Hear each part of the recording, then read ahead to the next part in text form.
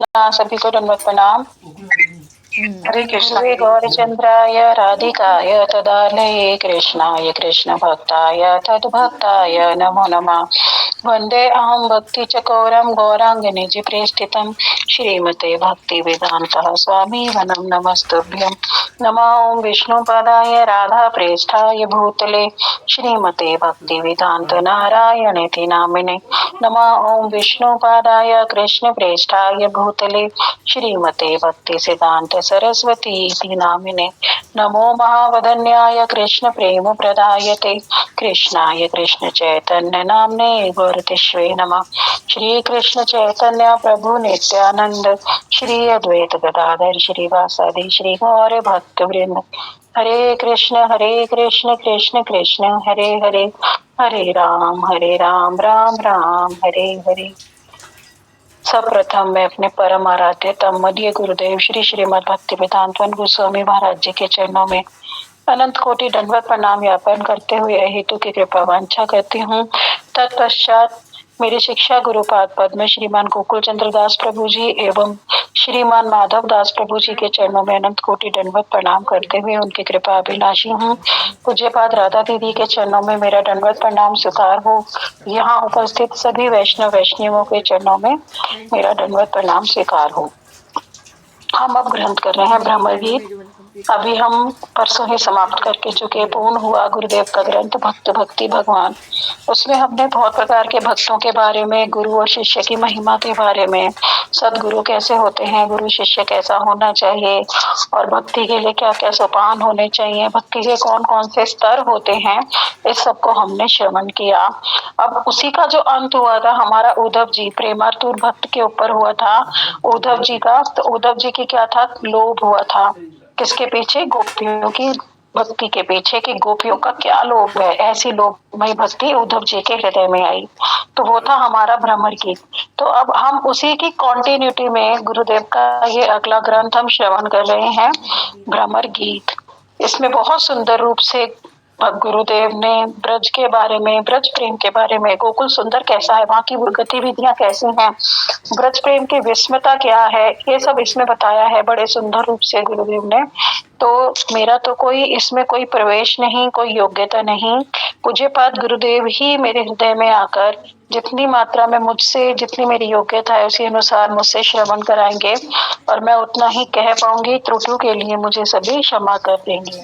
तो कल हमने प्रथम अध्याय इसका कर लिया जिसमें सुंदरता बताई गई थी गोकुल की। अब कह रहे हैं द्वितीय परिच्छेद क्या है, ब्रज प्रेम की विस्मयता। तो इसमें हम देखेंगे कि कितना जो ब्रज का प्रेम है, देखो हम वहां पर भी पढ़ा ना, मथुरा का प्रेम कैसा है, द्वारका का प्रेम कैसा है और ब्रज में कैसा प्रेम है, ये इसकी जो विस्मयता की कितना अलग है मथुरा और द्वारका से ना ब्रज का प्रेम। तो कह रहे मथुरा में जब श्री कृष्ण ने कंस का वध कर दिया और देवकी और वसुदेव को कारागार से मुक्त कर दिया, तो कंस के जो पिता थे उग्रसेन, उनको राज्य सिंहासन पर पुनः उन्होंने अभिषिक्त कर दिया। फिर उन्होंने श्री कृष्ण ने नंद बाबा को सांत्वना देने के लिए ब्रज के हमेशा के लिए विदा कर दिया कि अब तुम जाओ, ब्रज चले जाओ, ब्रजवासियों को सांत्वना देना। और उसके बाद हम सभी तुम्हें सुहृद संपत्तियों का प्रीति विधान करके हम सब मिलने आएंगे ब्रज में। पर किंतु देवकी और वसुदेव ने क्या किया, कृष्ण और बलराम को वहीं पर रोक लिया। उन्होंने उन्हें नहीं जाने दिया। क्यों, ये हमने भक्ति भगवान में भी पढ़ा था, क्योंकि उन्हें क्या दोष था अंदर। देवकी और वसुदेव को लगा कि कृष्ण वहां चला जाएंगे, बलराम वहां क्या है, वहां तो वो लड़ रह जाएंगे, अनपढ़ रह जाएंगे, ग्वाले का ही काम करेंगे, दूध ही बेचेंगे, तो पढ़ाई लिखाई होगी नहीं। कृष्ण और बलराम तो हमारे पुत्र हैं, तो इन्हें राज्य सिंहासन संभालना है आगे, ये लोग तो क्षत्रिय हैं, तो हमें क्षत्रिय धर्म के अनुसार इन्हें शिक्षा दिलानी पड़ेगी, 64 कलाओं में निपुण करना पड़ेगा, गुरु आश्रम भेजना पड़ेगा, तभी तो राजकाज संभालेंगे। तो ये भी उद्देश्य था और उनका ये भी उद्देश्य था कि यहीं पर अगर मथुरा में रहे तो ब्रजवासी उन्हें बार बार आने के लिए बोलते रहेंगे तो वो चले जाएंगे। इसलिए उन्होंने क्या किया, उन्हें कहाँ भेज दिया, सांदीपनी मुनि के आश्रम उज्जैन में 64 कलाएं सीखने के लिए। जब उन्होंने सारी की सारी 64 कलाएं सीख ली, तब वो जाने लगे वहां से। तो उन्हें गुरु जी की वो भी देनी थी कि भाई हम इन्हें क्या वो दें, हम प्रणामी दें इनको, गुरु दक्षिणा तो देनी होती है ना। तो उन्होंने क्या किया, गुरु दक्षिणा के लिए श्री कृष्ण ने उन्हें जो उनके जो गुरुपुत्र चले गए थे यमालय में, यमदूत ले गए थे, वहां से उन्होंने उनके सारे के सारे गुरुपुत्र लौटा दिए। और उसके बाद गुरु कृपा प्राप्त की उन्होंने, और कृष्ण और बलराम जब मथुरा जाने के लिए उपस्थित हुए तो उन्होंने, सांदीपनी मुनि ने उन्हें आशीर्वाद दिया। आशीर्वाद देते हुए वो उनसे बोले, श्रीमद् भागवतम में है 10वें स्कंद में ये श्लोक, गच्छन्तम सगृहं वीरौ कीर्तिवमस्तु पावनी छंदास्य यातयामानि भवन्ति वह परतर्त्र च। कह रहे अर्थात हे वीर द्वय, यानी तुम दोनों वीर हो, तुम अपने गृह में जाओ और तुम्हारी जो लोक पावन यश कीर्ति है वो विस्तृत हो जाए। मतलब गुरुदेव आशीर्वाद दे रहे हैं। गुरुदेव का आशीर्वाद एक शिष्य के लिए कितना फलीभूत होता है, कितना आवश्यक है हमारे गुरु की प्रसन्नता। इस चीज को हम समझेंगे कि हम अपने कार्य ऐसे करें, हमारा स्वभाव ऐसा हो, हमारी शरणागति ऐसी हो कि गुरुदेव हम पे प्रसन्न हो जाएं और दिल से आशीर्वाद दें। तो उसी को कहते हैं अहेतु की कृपा। ये बता ही दिया कि भक्ति जो है अहेतु की है। भक्ति गुरुदेव जो देंगे, हम साधन तो कर रहे हैं, हम भजन भी कर रहे हैं, हरि नाम भी कर रहे हैं, पर जो कृष्ण प्रेम मिलेगा ना वो अहेतु की कृपा साध्य है। कृष्ण प्रेम हमारे साधन से नहीं मिलेगा। ये कई बार हमने वैष्णवों से, गुरुदेव से श्रवण किया, साधन से नहीं, पर हमारा साधन से प्रसन्न होके गुरु और वैष्णव, तब हमें वो अहित, क्योंकि भक्ति एकमात्र गुरुदेव की संपत्ति है, वैष्णवों की संपत्ति है, तो कृपा करके वो ही हमें प्रदान करेंगे। अभी हम बात तो करते हैं, शारीरिक तौर पे करते हैं, देह के संबंध के तौर पे करते हैं कि किसी के, देखो जैसे मैं भी कह देती हूँ हाँ मेरे पैर ठीक कर दिए, या मेरे पति को ठीक कर दिया, या हमारे घर संसार में ये दिक्कत आई थी तो वो सॉल्व हो गई। और भी बहुत सारे भक्तों के एक्सपीरियंसेस हैं कि हमारा ये ठीक हो गया, हमारा वो ठीक हो गया, हम उसी को मान लेते हैं कि हाँ जी हमारे पर तो गुरुदेव की बहुत कृपा है। तो देखो गुरुदेव हमारे जड़ जगत को भी ठीक रखते हैं और चित्त जगत को, पर उनका जो मेन कार्य है, गुरुदेव का मेन कार्य हमारी आत्मा का संबंध कृष्ण से जुड़वाना, आत्मा को जगाना, स्वरूप सिद्धि कराना और फिर गोलोक धाम ले जाना। तो उसके लिए साधन तो हमें ही करना पड़ेगा। हमारे अंदर भी तो लोभ होना चाहिए ना साधन के प्रति, कि हमारा लोभ कैसा है। जब हमारा वो लोभ ज्यादा से ज्यादा होगा तभी तो गुरुदेव देखेंगे ना कि कैसा साधन कर रहा है। किसी के साधन से पता लगता है, ऐसे ही नहीं कि उसे ब्रज भक्ति का लोभ है, साधन से पता चलेगा कि किसको कितना लोभ है भक्ति के प्रति। और जब वो लोभ आएगा तो वो गुरुदेव को दिख जाएगा। क्यों? क्योंकि वो देखेंगे कितना साधन कर रहा है, कितना भजन कर रहा है, और उन्हें पता है हम कितना भी हरिनाम कर ले, कितनी भी परिक्रमा कर लें, कितना भी सबके समक्ष हम दिखाएं, दिखाते भी हैं पर वास्तव में करते भी हैं कि देखो हम कितना भजन कर रहे हैं, हमें भी लगता है हम बहुत भजन कर रहे हैं, पर गुरुदेव के पास स्कैनर है हमारे हृदय का, उनके अंदर स्कैन है कि वास्तव में क्या हमारा लोभ है ब्रज भक्ति के प्रति, या अभी हम भारी रूप से ही उसको कर पा रहे हैं, या फिर सिर्फ हमारा ये आडंबर मात्र ही है। अभी हमारी वास्तविक इच्छा नहीं है ब्रजमंडल के प्रेम को पाने की अभी, क्योंकि अगर हमारी वास्तविक इच्छा होती ना तो हम इधर उधर इतर अपना समय नष्ट करते ही नहीं। तब तो हम सब समय कृष्ण चिंतन में ही मग्न रहते, हा कृष्ण।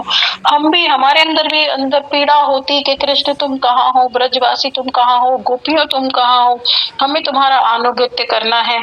पर अभी तो हमारी ऐसी स्थिति नहीं है, हमें ऐसा लगता ही नहीं, अभी तो हरि नाम में भी रुचि नहीं हुई, कृष्ण का नाम करते करते हमें लीलाओं का स्मरण नहीं होता, कृष्ण की कोई अनुभूति नहीं होती, गोपियों से कोई विरह नहीं लगता, ब्रज प्रेम के प्रति कोई लोभ नहीं होता। तो जब ये लोभ ही जगाने के लिए कहते जा रहे हैं हरि नाम करो, कथाएं सुनो, क्योंकि जितने भी हम वैष्णवों से कितनी सारी क्लासेस हो रही हैं, उसके बाद तो मैं बोलती हूँ इंटरनेट की भी जय हो, गूगल मीट की जय हो, जूम मीट की जय हो, जिसने वैष्णवों का कल्याण कर दिया कि सारी कथाएं अलग अलग ग्रंथों पे कितने कितने वैष्णवों से हम श्रवण कर पा रहे हैं।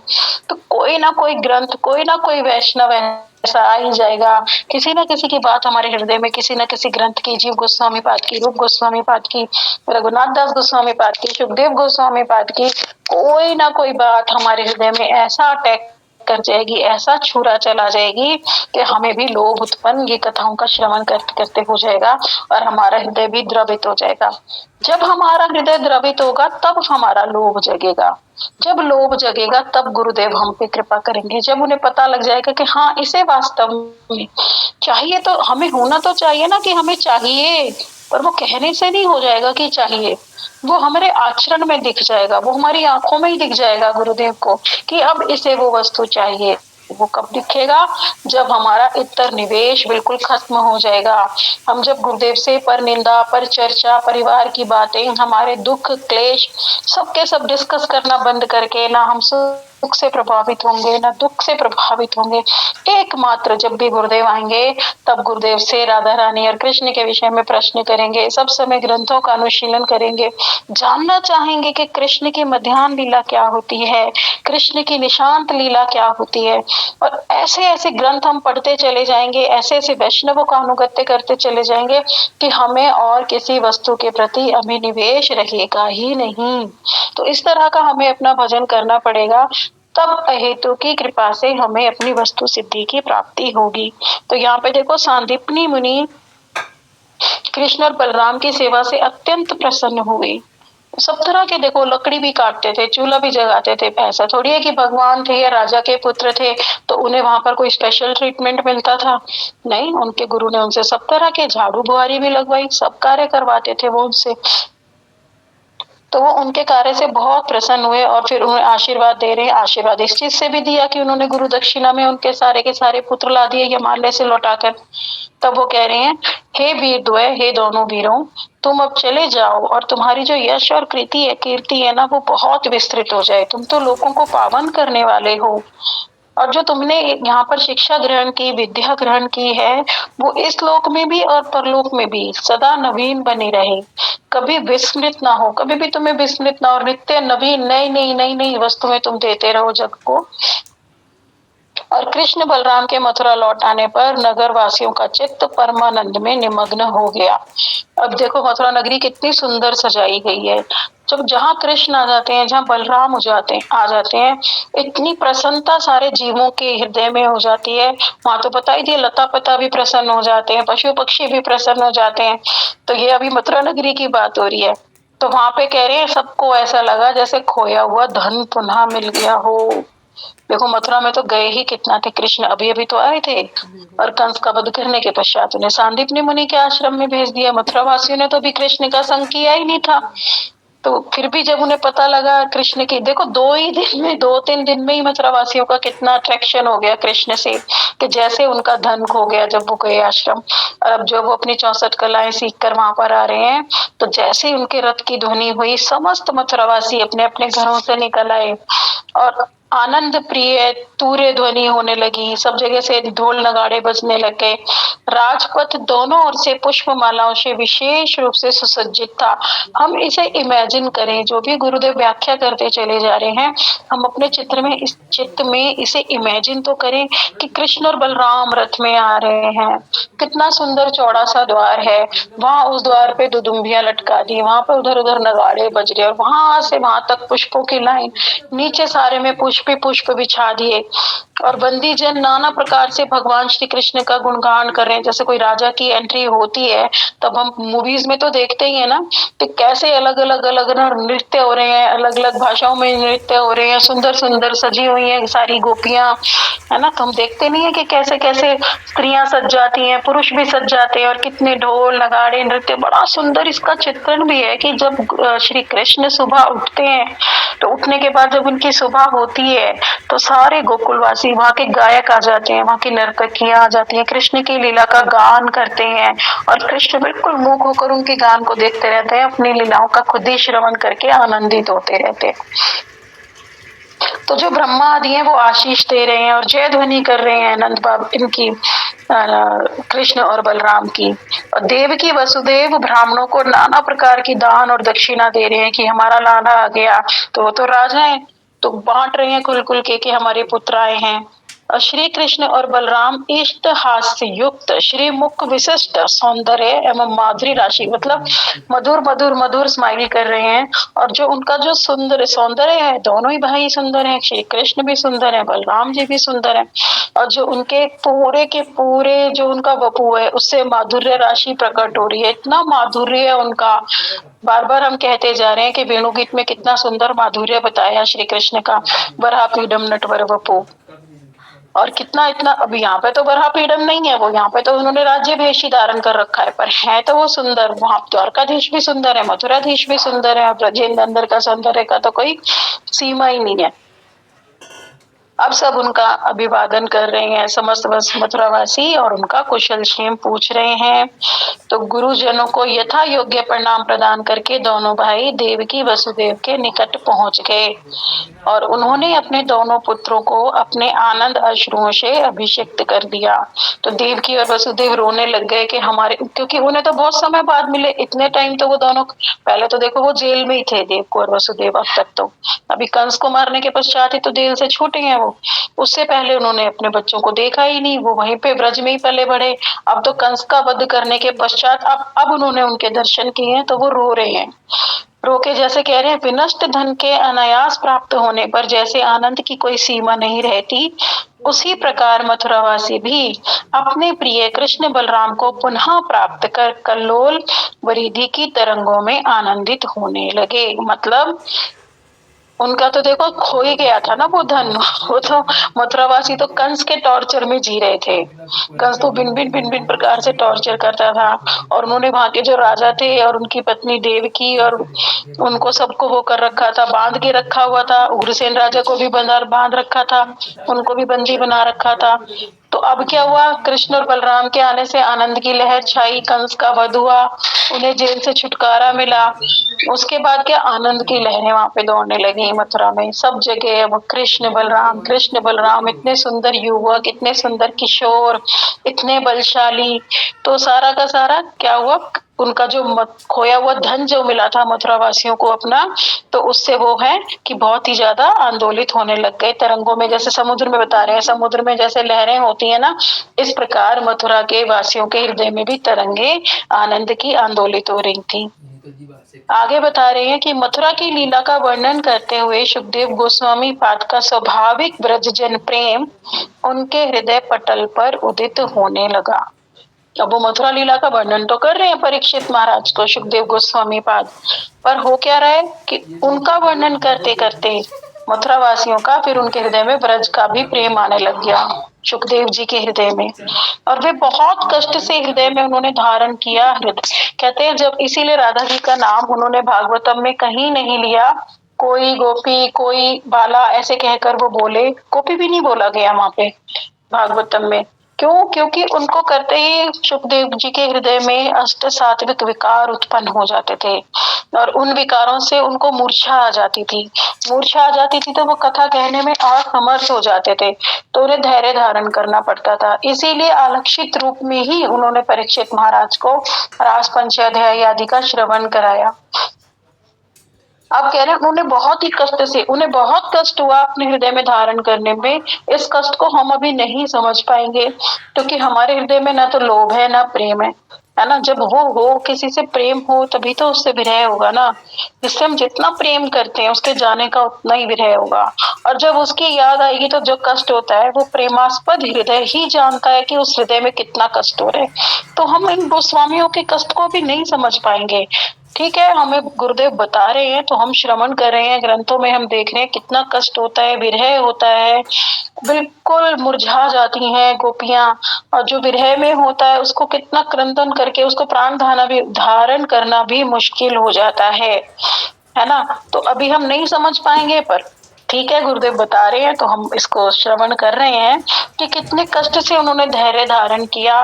ब्रजवासी जो कि श्री नंद, यशोदा, गोप गोपी, पशु पक्षी, कीट पतंग, स्थावर जंगम में आ जाएंगे, हमारे वहाँ के जो पेड़ पौधे हैं, जो यमुना जी हैं, जो वहाँ के पत्थर हैं, उनकी भी श्री कृष्ण विरह विच्छेद की हृदय विदारक, कि जो कृष्ण वहां से चले गए ब्रज से और ये कह कर आए कि मैं कल जाके परसों ही कंस का वध करके लौट आऊंगा, और कृष्ण अभी तक लौटे नहीं, तो सुखदेव गोस्वामी पाद को वो याद आ रहा है कि किस प्रकार से, कैसे उनके हृदय में वेदना हो रही होगी, कितना ब्रजवासी तड़प रहे हैं, तो वो बता रहे हैं कि जो उनके हृदय विदारक, हृदय को भी फाड़ देने वाली आसन्न मृत्यु, यानी मृत्यु पर्यंत के वो मृत्यु के समान हो गए हैं सारे के सारे, उनकी कोई जो दशा है ना वो वर्णन ही नहीं की जा सकती, बिल्कुल पर प्राण धारण किए हुए बस, मृत्यु के समान ही है वो। उससे ज्यादा उनको ना श्वास आ रही है, ना उनके प्राण है, ना उनका कहीं चित्त है, ना उन्हें खाना अच्छा लग रहा है, ना नहाना अच्छा लग रहा है। सब समय सब हा कृष्ण कर रहे हैं।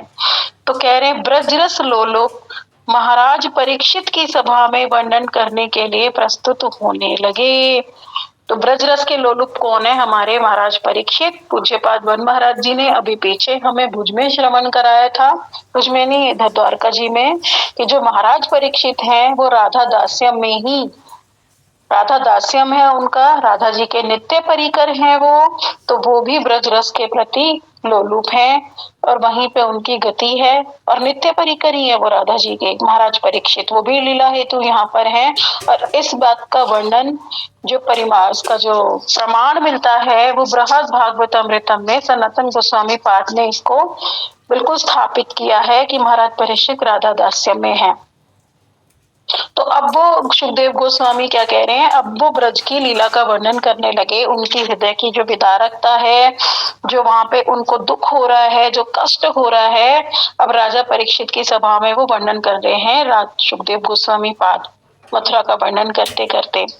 आप कह रहे हैं कि जो श्री कृष्ण थे, श्री कृष्ण चंद्र मथुरा के राजमहल की छत पर अट्टालिका पर खड़े हो गए और पूर्व दिशा की ओर उन्होंने दृष्टिपात किया।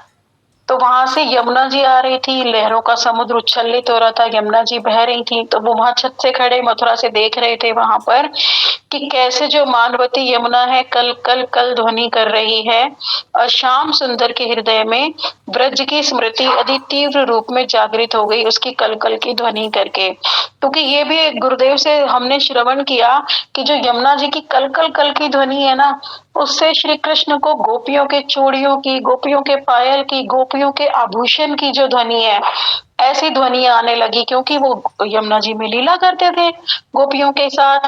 तो वहां पे उनकी नौका लीला भी होती थी, स्नान लीला भी होती थी, क्रीड़ा लीला भी होती थी। यमुना जी तो क्रीड़ा स्थल ही है श्री कृष्ण और गोपियों की। वहीं के उसी के किनारे रास हुआ था उनका। उज्जवल रस सर्वस्व सार, सर्वश्रेष्ठ लीला बताई गई उनकी रास लीला, उज्जवल रस पर किया भाव से वो संपन्न है। तो श्री कृष्ण को वो यमुना जी की कलकल से वो सारी लीलाएं स्मरण हो गई, सारी लीलाओं से उन्हें गोपियों की तीव्र उनको उत्कंठा हो गई मिलने की, कि कितनी मेरी गोपियां मेरे से प्रेम करती थी, कैसे मैं वहां लीलाएं करता था, कैसे मिलता था, कितना माधुर्य था।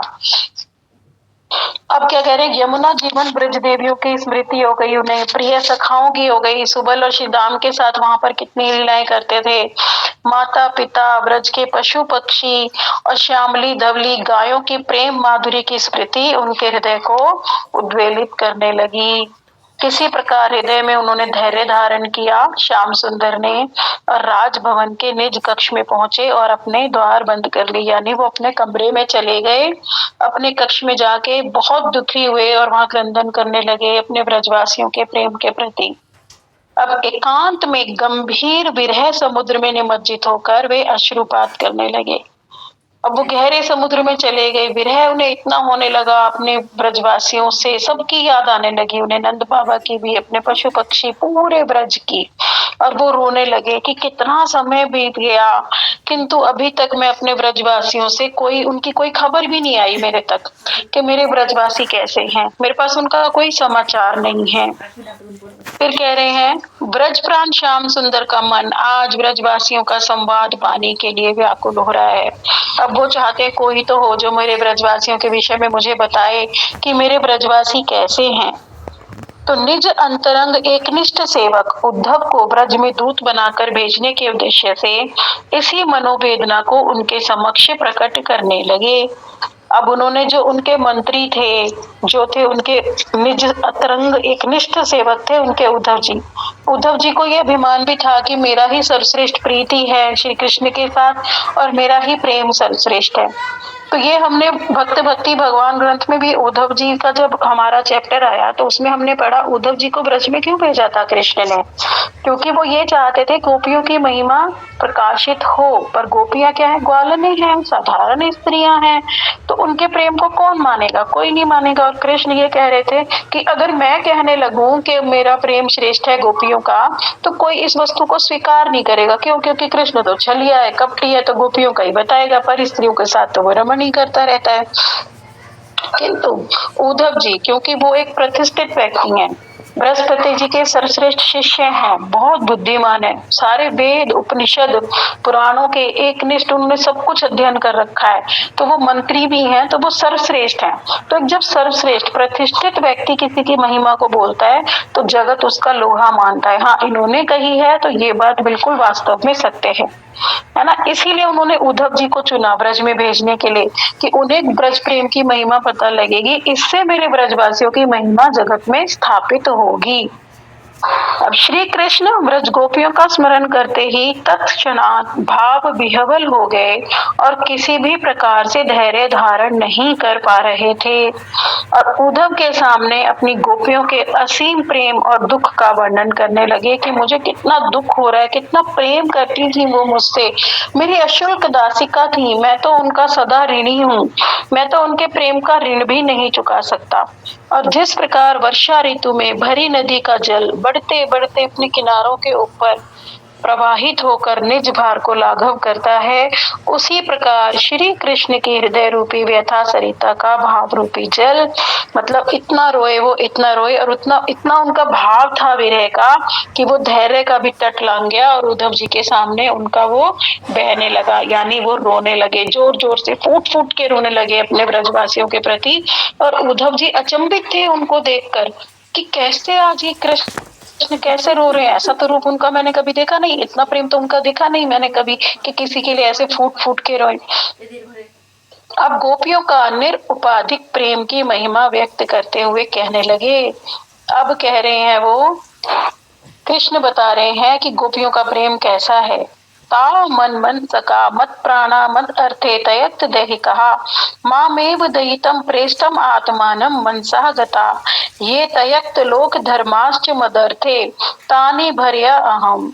कह रहे अर्थात हे सौम्य, गोपियों का मन नित्य निरंतर मुझ में ही लगा रहता है, उनके प्राण, उनका जीवन, उनका सर्वस्व मैं ही हूँ। अब वो बता रहे हैं उद्धव जी को कि गोपियां कैसी हैं, सब समय गोविंद दामोदर माधवेति। गोविंद तो कहते हैं ना कि किसी को कोई कष्ट है तो उस कष्ट को भूलकर भाई भगवान का ध्यान करो तो तुम्हारा वो कष्ट दूर हो जाएगा। पर गोपियों का तो कष्ट ही श्री कृष्ण है ना। दीदी वो मेरी रिकॉर्डिंग शायद बंद हो गया है, अर्पिता हो तो बोलना, रिकॉर्डिंग कर लेगी इसके आगे की। ठीक है अर्पिता दीदी आप कर लेना रिकॉर्डिंग। तो उनके प्राण, उनका जीवन, उनका सर्वस्व मैं ही हूँ, मेरे लिए उन्होंने अपने पति पुत्र आदि का परित्याग किया है, वे मुझे अपना प्राण प्रियतम मानती हैं। अब वो बता रहे हैं कृष्ण उद्धव जी से कि हे उद्धव, पर देखो हमने भक्त भक्ति भगवान में पढ़ा था उद्धव जी में कि अब कृष्ण मथुरा में तो किसी का ऐसा भाव है नहीं, मथुरा में तो उस प्रेम से कोई परिचित भी नहीं है, तो श्री कृष्ण किससे कहें अपने हृदय की वेदना। जैसे अगर एग्जाम्पल दिया था इसका कि जैसे अगर कोई साइंस का स्टूडेंट है तो उससे आप म्यूजिक के बारे में थोड़ी ना वो कर लोगे डिस्कशन के लिए उसके पास वो क्वालिटी भी होनी चाहिए। अगर वो उस चीज से वस्तु ही से परिचित ही नहीं है तो बिल्कुल ऐसे होगा जैसे हम भैंस के आगे बीन बजा रहे हैं, क्योंकि हम जिस विषय में उससे बात करें उसे उस विषय में कुछ ज्ञात ही नहीं है ना। तो अभी फिर भी कृष्ण कहते जा रहे हैं क्योंकि वो भावों में चले गए। वो कह रहे हैं कि उन्होंने अपने पति पुत्र का भी त्याग कर दिया, बंधनों को तोड़ दिया, गुरुजनों को छोड़ दिया, मेरे लिए मैं ही उनका सर्वस्व हूँ, मैं ही प्राण हूँ, मैं ही जीवन हूँ। उन्होंने लोक लज्जा भी छोड़ दी। देखो स्त्रियों के लिए बड़ी लोक लज्जा उनका श्रृंगार होती है ना, पर उन्होंने उसको भी छोड़ दिया, सारे कलंक ले लिए कृष्ण के लिए। तो ये वो उद्धव जी को बता रहे हैं कि मेरा यह व्रत है कि जो मेरे लिए लौकिक और पारलौकिक धर्मों का परित्याग करते हैं उनका भरण पोषण मैं ही करता हूँ। अब ये भी उन्होंने कह दिया कि लौकिक धर्म भी छोड़ दिए और पारलौकिक धर्म भी छोड़ दिए। तो ये सब क्या करना चाहिए, ये सब हमें भी देखना चाहिए कि हम अपने भजन को कितना समय दे रहे हैं। अभी तो देखो ना देवी देवता ही नहीं छूट पा रहे, सोमवार का ये, मंगल का ये, बुध का ये दीक्षा ले ली है, पर फिर भी नहीं हम देवी देवताओं को छोड़ पा रहे है ना। पारलौकिक धर्म हमारा ये ना हो जाए, वो ना हो जाए, शरीर का दैहिक धर्म, राष्ट्र धर्म, जाति धर्म कितना हम पालन करते जा रहे हैं, अपने संबंध भी नहीं छूट रहे, अभी तो रिश्ते भी नहीं छूट रहे। और उन्होंने तो सब कुछ अपना अपना, कहते हैं ना, जो कुलीन स्त्रियां थी, एक जो कुलीन स्त्री की जो एक मर्यादा होती है उस तक को लांग के वो कृष्ण के प्रेम के लिए दौड़ी चली जाती थी। तो कह रहे हैं जिन्होंने मेरे लिए सब कुछ त्याग दिया उनका भरण पोषण मैं करता हूँ, कृष्ण ने कहा। अब कह रहे हैं सनातन गोस्वामी पाद बृहद भागवतामृतम में कि विरह नल दग्ध गोपियों के निरुपाधिक प्रेम का वर्णन करते हैं कि जो उनका निरुपाधिक प्रेम है, किसी उपाधि के वशीभूत नहीं है, उनको कृष्ण के साथ कोई उपाधि नहीं चाहिए और ना ही उन्हें उसका शुल्क चाहिए और ना ही उसके बदले में उनसे कोई वस्तु चाहिए। एक बार कृष्ण कह रहे थे कि मैं तुम्हें तुम्हारे प्रेम के बदले में क्या दे सकता हूँ, तो वो कह रही है कि हमें जो है और सेवा दे दो, हमें तो यही शुल्क चाहिए। तो अब बताओ कैसे उनका शुल्क चुकाया जाए। तो श्री कृष्ण ही जिनका मन है वे गोपियां बाह्य रूप में उन्मादवती दिखती हैं और श्री कृष्ण ही उनके प्राण तुल्य हैं, इसलिए मृत्यु तुल्य दिखती हैं। यानी वो गोपियां बाहर से तो उन्मादवती दिख रही हैं और कृष्ण ही उनके प्राण है। और वैसे वो दिखती है बड़ी कोमल, बहुत की कितनी कोमल है, पर उनके अंदर क्या धारण, बाहर से वो जैसे भी दिखे पर अंदर क्या है उनके, श्री कृष्ण। उनकी रोम रोम रोम रोम में कृष्ण है। उनको अष्ट सात्विक विकार आते रहते हैं सब समय, हाँ कृष्ण करते करते। तो जैसे हमने पीछे उसमें इसमें रास पंचाध्याय ग्रंथ में पढ़ा भी था कि एक बार हम उसकी कथा सुन रहे थे, गुरुदेव से श्रवण कर रहे थे, तब ये बात आई थी कि कोई गोपी ध्यान में बैठी हुई थी, है ना, कृष्ण का ध्यान कर रही थी। तो वो कह रहे तुम ध्यान छोड़ो, तुम किसका ध्यान कर रही हो, छोड़ो ना, भगवान के बारे में सोचो। वो कह रही अरे कृष्ण तो निकल जाए हमारे अंदर से, तब तो हम कुछ और करेंगी, हमें सुध ही नहीं है किसी वस्तु की कृष्ण के।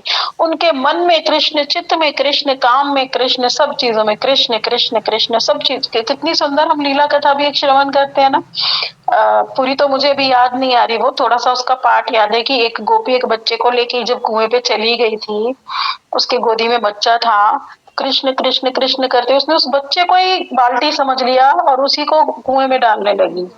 तो वो इतनी कृष्ण में अभिनिविष्ट थी कि उसे पता ही नहीं था मैं कर क्या रही हूँ। तो इतना अभिनिवेश है उनका गोपियों के प्रति। तो श्री कृष्ण भजन के निमित्त वो पति और पुत्र आदि से अलग हो गई और श्री कृष्ण से आज बहुत दूर हैं। और वो मथुरा से गोपियां श्री कृष्ण के निकट मथुरा में क्यों नहीं आ जाती, कहते हैं अरे अगर इतनी ही दूर हैं और इतना ही उन्हें विरह हो रहा है तो वो क्यों नहीं चली जाती है मथुरा। मथुरा जाकर क्यों नहीं वो अपना जो करती है कार्य, चली जाए, दूरी कितना है, तो एक ही तो लाइन आती है, बस एक बॉर्डर ही तो है वृंदावन और मथुरा, बस आगे। तो उसके उत्तर में कह रहे हैं कृष्ण के लिए, क्योंकि कृष्ण ने गोपियों से कहा था मैं अति शीघ्र आ जाऊंगा। तो श्री कृष्ण की आज्ञा का पालन करके कि हाँ उन्होंने कहा है मैं आऊंगा, तो कृष्ण अवश्य आएंगे। तो गोपियों ने धैर्य धारण कर लिया और श्री कृष्ण स्वयं उद्धव से कह रहे हैं हे उद्धव, गोपियों के भाव अत्यंत दुर्गम है, उन्हें कोई जान नहीं सकता, बहुत दुर्गम है, अनिर्वचनीय है, मैं उनका वर्णन भी नहीं कर सकता। और उनका जो रस वैचित्री है ना, मुझे आस्वादन कराने के लिए वो मेरा सब प्रकार से पोषण करती हैं। कहती मतलब इतना रस है उनके अंदर, इतनी वो मेरी सेवा करती हैं, इतना प्रेम करती हैं कि मैं उसका वर्णन नहीं कर सकता कि कितने प्रकार के रस हैं उनके पास, सब प्रकार से वो मेरी सेवा करती हैं। और इस प्रकार के सुखकर वस्तुओं की अपेक्षा वो मुझसे भी अधिक प्रीति करती हैं। जैसे कोई होता है ना, कि पति से तो अपेक्षा होती है पत्नी की, है ना, कि ये मेरा भरण पोषण करेगा, ये मेरे को बाजार ला कर देगा, ये सामान ला के देगा, ये घर का ये कार्य करेगा, पुत्र आदि का सुख देगा। पर कह रहे कि मुझसे तो इन्हें कुछ चाहिए ही नहीं गोपियों को, पर मुझे ये सर्वांग सेवा करती हैं पत्नी की भांति, और उससे भी ज्यादा प्रेमिका की तरह, कि इनका प्रेम इतना निश्चल है, इतना निष्कपट है कि मुझसे इन्हें कुछ चाहिए ही नहीं, मैं इनसे इतनी प्रीति नहीं कर सकता जितनी प्रीति ये मुझसे करती हैं।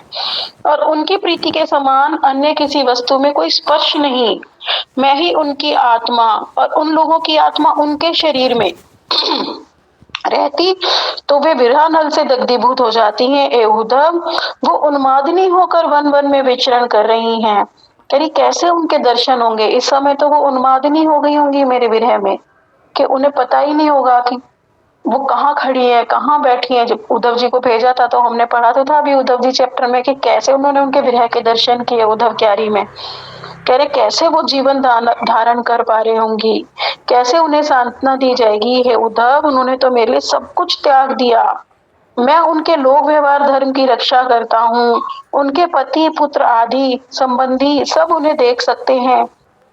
उनके धैर्य और गंभीरशील भाव मुद्रा का तुम अवश्य दर्शन कर पाओगे। कह रहे हैं उनसे कि तुम जाओ देखो लोक धर्म की रक्षा करता हूँ।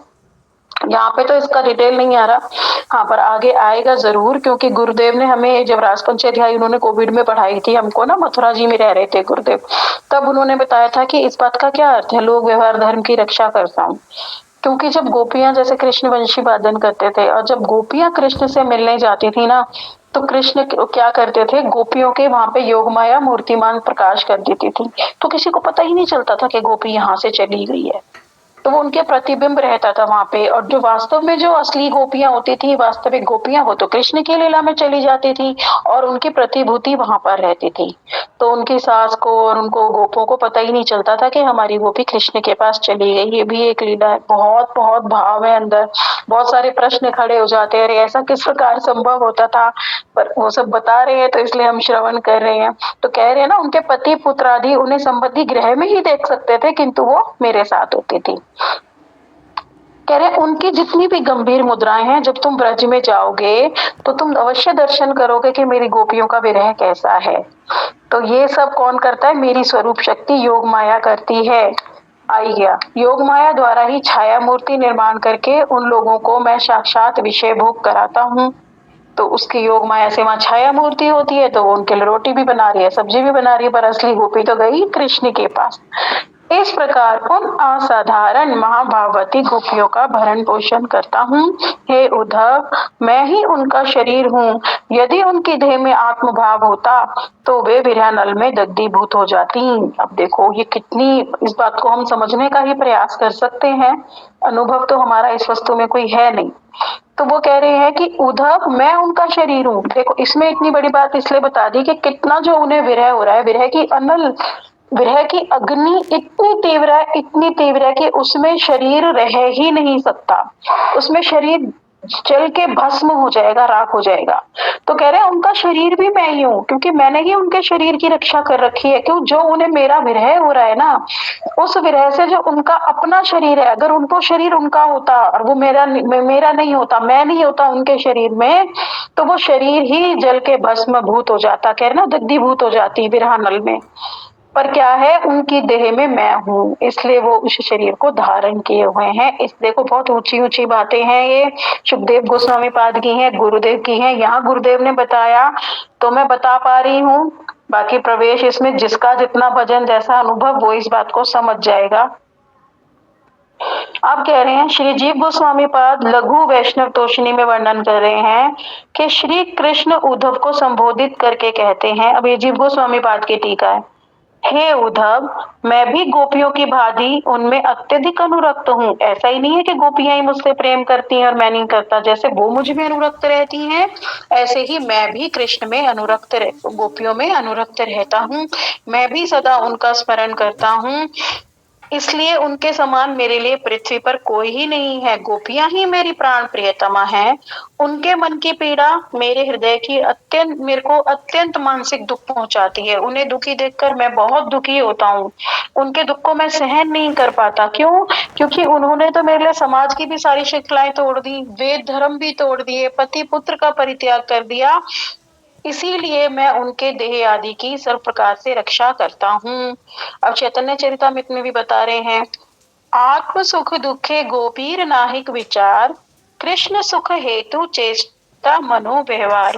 कृष्ण लागी आर सब करे परित्याग, कृष्णा सुख हेतु करे शुद्ध अनुराग।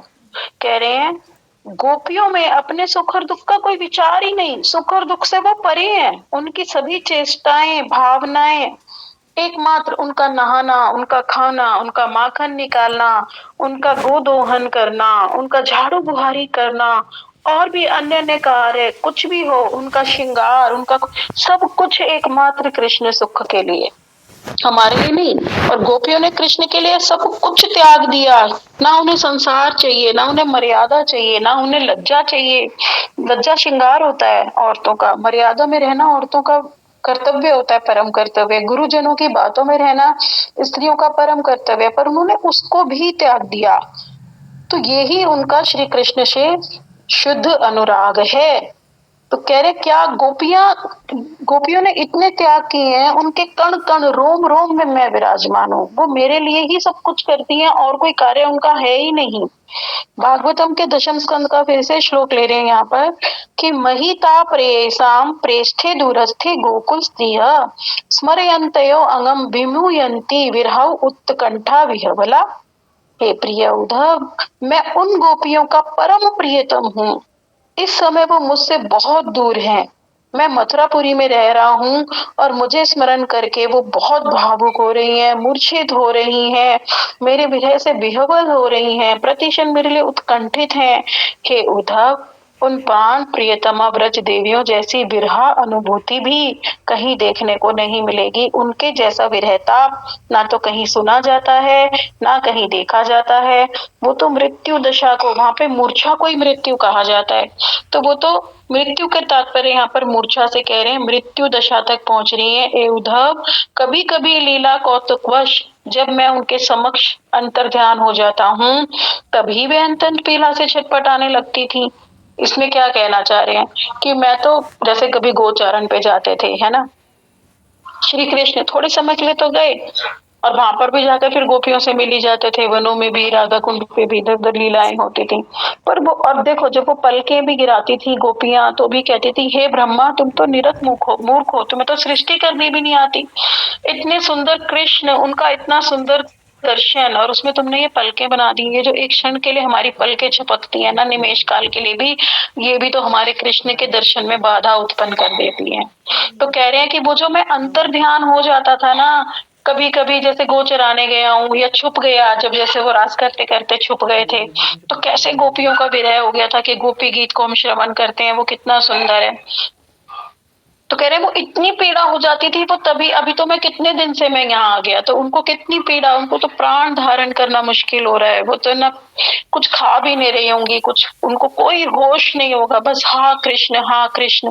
पर प्राण क्यों धारण किए हुए हैं, ये भी बड़े सुंदर रूप से बता दिया कि प्राण क्यों धारण करते हैं नंद बाबा, और गोपियां क्यों धारण कर रहे हैं, क्योंकि जब कृष्ण लौटेगा तो वो देह, अगर हम यहाँ पे नहीं रहे, हमारे प्राण, हमारी देह नहीं दिखी, हम नहीं दिखे, तो उसको कितना दुख होगा, तो वो दुख से कातर हो जाएगा। तो कृष्ण दुखी न, दरवाजा लगा दो, शोर आ रहा है, तो इतना दुखी हो जाएगा कृष्ण, इतना दुखी हो जाएगा, तो हम अपने प्रियतम को दुखी नहीं कर सकते। तो कृष्ण की प्रसन्नता के लिए उन्होंने प्राण धारण किए हुए। इसके लिए कंपैरिजन भी आया था भक्त भक्ति भगवान में, हमने कंपैरिजन देखा कि किस प्रकार से उन्हें दुख होएगा। कि नंद बाबा कह रहे थे कि देखो मेरे से तो अच्छा वो है जनक जी हैं, कि उन्होंने दशरथ महाराज हैं, क्योंकि जब श्री राम वन को चले गए तो उन्होंने तो प्राण ही त्याग दिए पुत्र विरह में। मैं देखो कैसा हटी हूँ, कैसा मैं पागल हूँ, कि मैं तो देखो, मैं तो प्राण भी नहीं त्याग रहा, मेरे तो प्राण भी नहीं जा रहे, तो मेरे से ज्यादा प्रेम दशरथ जी का है। पर उसके बाद गुरुदेव की कमेंट्री थी उसमें कि प्रेम किसका श्रेष्ठ है, नंद बाबा का। क्यों? क्योंकि अपने प्रियतम का सुख देखा कि जब मेरा पुत्र लौटेगा तो मुझे ना देख के कितना दुखी होगा, तो वो दुखी ना हो इसलिए मुझे अपने प्राण धारण करने हैं।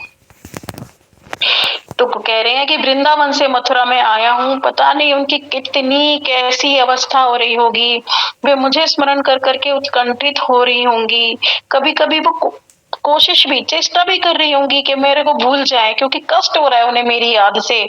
और उस परंतु जितना अधिक प्रयत्न करती होंगी ना मुझे भूलने का, तो उतनी ही अधिक जो मेरी प्रीति, मेरा स्मरण और अधिक आके उन्हें और ज्यादा उन्मादित कर रहा होगा। देखो इन वस्तुओं को हम कभी समझ ना पाएंगे, गुरुदेव की कभी कृपा हो जाएगी तो उसी से हम समझ पाएंगे। कुछ कुछ हम समझने का प्रयास करें कि और विरह बढ़ जाता होगा, और याद आ जाती होगी उनको। फिर कह रहे हैं कभी कभी वे मुझसे कहती होंगी माधव जाही माधव जाही। तो ये गीत गोविंद का दे दिया इन्होंने, गीत गोविंद में बहुत सुंदर है, हे माधव तुम चले जाओ, हमें तुम्हारे दर्शन नहीं करने। वो बार बार कह रही होंगी माधव जाही जाही, बड़ा कष्ट हो रहा है, बड़ी पीड़ा हो रही है तुम्हें याद कर करके हमें, पर मैं उनके हृदय से निकलता ही नहीं हूँ। जितना वो कहती हैं जाओ जाओ, उन्हें मेरी और याद आती है, फिर और ज्यादा विरह में वो तड़पती हैं। तो उनका विरह दुख सुमेरु पर्वत की भांति है। उनका जो विरह है, सुमेरु पर्वत सबसे ऊंचा पर्वत बताया गया, सुमेरु पर्वत, इतना उनका दुख है। और मैं भी उनके विरह दुख ताप से तप्त हो रहा हूँ, किंतु ये उनसे कहना मत। मतलब उनका जो विरह का दुख का ताप है वो मुझको भी आके दग्ध कर रहा है, इतना विरह है उनके प्रेम में। कह रहे पर तुम उन्हें बताना मत कि मुझे भी उनका विरह होता है, क्योंकि अगर उन्हें ये पता लगा ना कि कृष्ण को विरह दुख हो रहा है तो वे वही इसी बात के श्रवण मात्र से वो मूर्छित हो जाएंगी। तो उन्हें मेरे इस प्रेम के विषय में कभी बताना मत। उनके समक्ष केवल मेरा प्रगाढ़ प्रेम ही व्यक्त करना, कहना कि हे ब्रज देवियों, आपके प्रेम की महिमा का चिंतन करते करते आपके प्राण प्रियतम तन्मय हो जाते हैं। बस उनसे यही बताना कि तुम्हारे प्रेम का वो चिंतन तो करते हैं और वो तन्मय हो जाते हैं, पर मुझे विरह पीड़ा होती है, दुख होता है, ये बात तुम उन्हें कदापि मत बताना। फिर कह रहे हैं, चैतन्य चरितामृत में बता रहे हैं, यादवेर विपक्ष यत दुष्ट कंस पक्ष ताहा आमी कैलू सविषय आछे दुई चारी जन ताहा मारी वृंदावन आइलाम आमी जानिह निश्चय। कह रहे हैं, ब्रज रस रसिक चूड़ामणि श्रीला विश्वनाथ चक्रवर्ती ठाकुर की सारार्थ दर्शना टीका है, तो वो पूर्व पक्ष उठाते हुए कह रहे हैं कि यदि श्री कृष्ण ही गोपियों के मन प्राण और आत्मा है तो वे मथुरा क्यों नहीं चली गई। बात फिर से ये बात उठाई जा रही है चैतन्य चरितामृत में। विश्वनाथ चक्रवर्ती ठाकुर भी कह रहे हैं कि मथुरा क्यों नहीं चली गई वहां पे वो, अगर वो इतना ही विरह में है, इतना ही तड़प रही है, तो क्यों नहीं गई गोकुल की रमणिया। अब कह रहे हैं कि क्योंकि गोकुल में गुंजा है कृष्ण के, कैरिक की धातु, मुरली, गोप वेश सज्जित वस्तुओं के दर्शन करके ही उनके सर्व मनोभीष्ट प्राप्त हो जाते हैं। वो विरह जनित दुख को सहन करके भी कृष्ण के ही सुख का चिंतन करती हैं। यदि हम प्राण छोड़ देंगी तो श्याम सुंदर ब्रज में आएंगे और हमें नहीं देखकर प्राण ही त्याग देंगे। तो इन वस्तुओं का मतलब जो पीछे बताया गया ना, श्री कृष्ण के गुंजा, गहरिक धातु, मुरली, क्योंकि क्या है मथुरा में कृष्ण का वेश ही बदल गया। वहां पे वो राजा की तरह रहते हैं, है ना, मोर मुकुट लगाते नहीं, बंशी बजाते नहीं, गहरिक धातु पहनते नहीं, गोप वेश उनका होता नहीं। तो उनको तो गोपियों को तो गोप वेश से ही प्रेम है। तो यहाँ पे क्या है, प्रेम माधुर्य, और वहां पे क्या है, ऐश्वर्य युक्त जो मथुरा का है, भावों का अंतर है। तो वो गोपियां कभी जाएंगी नहीं व्रत छोड़ के मथुरा में, कभी वो द्वारका भी नहीं जाएंगी। क्यों? क्योंकि वहां भावों का अंतर है। उस भाव के कृष्ण उन्हें चाहिए नहीं है। उन्हें कौन से कृष्ण चाहिए? अपने ब्रजेंद्र नंदन ग्वाले, बांसुरी जो बजाते हैं, जो गैरिक धातुओं से श्रृंगार करते हैं, जो पुष्पों से श्रृंगार करते हैं, जो मोर मुकुट धारण करते हैं। तो वो उस वाले कृष्ण को देखकर तो पहचानेंगी भी नहीं, ये कृष्ण हमारा कृष्ण थोड़ी है, हमारे कृष्ण तो ऐसे हैं। इसीलिए मथुरा नहीं जाती हैं वो। इसका आंसर ये दे रहे हैं यहाँ पर हमारे विश्वनाथ चक्रवर्ती पाद। तो वो कह रहे हैं, श्री कृष्ण की भावी विरह की चिंता करके ब्रज देवियां बड़े कष्ट से किसी प्रकार इस आशा में प्राण धारण कर रही हैं कि इस कष्ट को सहन करने के पश्चात श्री कृष्ण के मुखार बिंद का दर्शन होगा। तो क्या कह रही है वो कह रही है कि श्री कृष्ण जब आएंगे, कभी तो आएंगे, विरह करते जा रही हैं पर आएंगे, कृष्ण का दर्शन तो होगा, हाय होगा, हाय होगा। क्यों? क्योंकि वो जलती जा रही है, दग्ध होती जा रही है, विरह में इतनी तड़प रही है, इतनी तड़प रही है कि हमारे प्राण ही नहीं रहेंगे। अब तो प्राण धारण करना मुश्किल हो गया। पर वो क्यों धारण कर रही हैं, बता रहे हैं यहाँ पे, क्योंकि जो हम ये वाला कष्ट सह लेंगी ना, कि हम नहीं सह झेल पा रही पर झेल लेंगी। क्यों? एक दिन तो हमारे कृष्ण का हमें मुखारविंद दर्शन हो जाएगा, कृष्ण आ ही जाएंगे। तो उसी लालसा में कि हमें श्री कृष्ण के दर्शन होंगे, श्री कृष्ण से हमारा मिलन होगा, इसलिए इस वाले सारे दुख को वो सहन कर रही हैं। अब आगे चैतन्य चरितमृत मध्य लीला के बता रहे हैं यहाँ पे प्यार। प्रिया प्रिय संग हीना प्रिय प्रिया संग बिना नाही जिए ए सत्य प्रमाण मोर दशा शोने यबे यबे तार ए दशा हबे ए भय दूहे राखे प्राण सेई सती प्रेमवती प्रेमवान से पति वियोगे से वांछे प्रिय हिते ना गणे आपन दुख वांछा प्रिय प्रिय जन सुख से दुई मिले अचिराते। बड़ा सुंदर है ये। कह रहे हैं प्रिय के संग के बिना प्रिय स्त्री, है ना, जो दो प्रेमी होते हैं, अगर उसके पास अपना प्रेमी ही ना हो तो उसकी कैसी हालत हो जाएगी। और प्रिया के संग के बिना प्रिय पुरुष जीवन धारण नहीं कर सकते। कितना देखो, ये तो हम जड़ जगत में भी देखते हैं ना कि जैसे प्रेम हो गया किसी पुरुष और स्त्री को, है ना, किसी नवयौवन को हो गया तो प्राण ही दे देते हैं। कितना हम सोचते हैं कि सुसाइड ही कर लिया क्योंकि इसको उसमें अपना प्रेम ही नहीं मिला। तो वो तो अभी कलयुग में भी हम देखते हैं कि प्रेम की गति कितनी तीव्र होती है कि उसके बिना हम प्राण दे देंगे। तो ये तो हमारे देखो चित्त जगत की बातें हैं, गोपियां और श्री कृष्ण का जो शुद्ध प्रेम है जिसमें काम की गंध भी नहीं है। तो कह रहे कि कैसे प्रिय और प्रिया बिना एक दूसरे के कैसे रह जाएं। तो यही प्रमाण है, तथापि दोनों यही सोचकर इसलिए धारण किए रहते हैं अपने जीवन को कि अगर मैं मर गया तो वो मेरी मृत्यु का सुनकर वो भी मर जाएंगे, तो उनके जीवन के लिए मुझे अपना प्राण धारण करना पड़ेगा। तो वही सती प्रेमवती होती है और वही पति प्रेमवान होता है जो वियोग में भी अपने ही प्रिय का हित चाहते हैं। वो ये सोचते हैं कि मेरा प्रिय ना परेशान हो जाए, उनके ना प्राण चले जाएं, उन्हें ना हो जाए कुछ, इसलिए मुझे प्राण धारण, क्योंकि मेरी प्रसन्नता में उनकी प्रसन्नता है, मेरे प्राण ही उनके प्राण है, इसलिए मुझे इस शरीर को धारण करना पड़ेगा, इस देह को धारण करना पड़ेगा। कितने सुंदर विचार हैं इसमें। गुरुदेव ने ना सारे गोस्वामियों की बिल्कुल कलेक्टिव वे में लाके सारे विचार यहाँ पे डाल दिए, और हमारे लिए तो बहुत ऊंची बातें हैं, पर ठीक है, हम भी ग्रंथ का अध्ययन कर रहे हैं, इसलिए गोस्वामियों के विचार गुरुदेव जो भी हमें प्रस्तुत कर रहे हैं हम उन सबको पढ़ते चले जा रहे हैं, श्रवण करते चले जा रहे हैं। कुछ इन्हीं सब की कृपा से, गुरुदेव की कृपा से, गोस्वामियों की कृपा से कुछ एक छींटा कुटा हमारे हृदय में अगर आ गया तो हमें भी ब्रज भक्ति के प्रति लोभ आ जाएगा।